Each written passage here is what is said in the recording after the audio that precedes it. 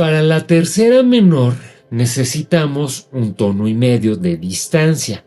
Así que, por ejemplo, contemos de mi a sol.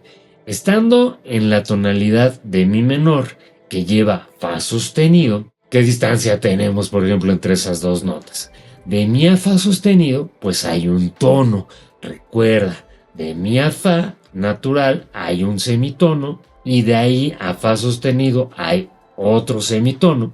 Entonces, la suma de dos semitonos es un tono. ¿Lo recuerdas? Ahora, del fa sostenido a sol hay un semitono, entonces ya tenemos el tono y medio. Así que sol es la tercera menor de mi. ¿Vamos bien? O, pues bueno, si es así, sonemos este intervalo y la melodía de Green Sleeves.